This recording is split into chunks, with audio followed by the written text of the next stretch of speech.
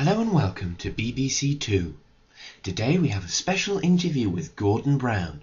The year is 2034 and he's talking about the new flood implications that are ravaging the whole of England, and we're going to ask him what he is going to do about it. So now it's straight over to the House of Commoners for Gordon Brown to deliver his speech on him praising the armed service yet again, praising all of the RAF and the Navy and the police yet again for the 5th time this year as the floods have ravaged England. Anyway, now over to Gordon Brown in the House of Commons in London for his special report. Hello.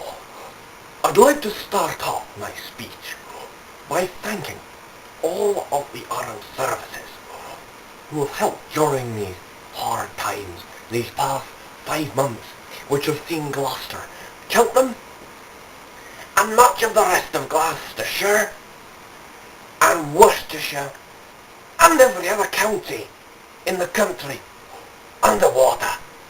These are indeed bad times, but I think dues must be done to the army. Neighbours helping neighbours. Young people helping the old.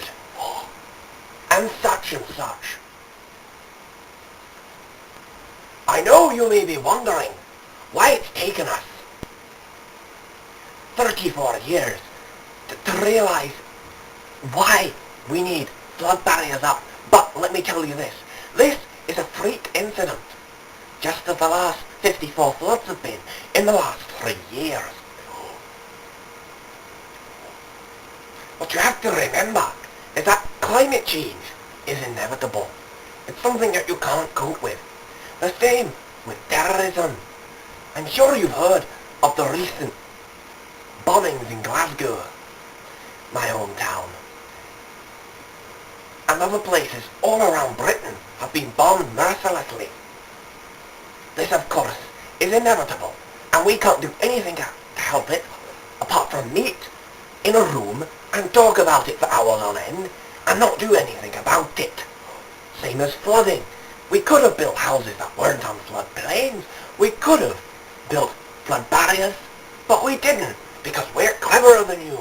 That's why I've been Prime Minister for over 20 years, more than anyone else. Well, thank you very much to Gordon Brown for this inciting report. I am afraid that's the end of the news now. And, well, we'll see you next time on BBC Two.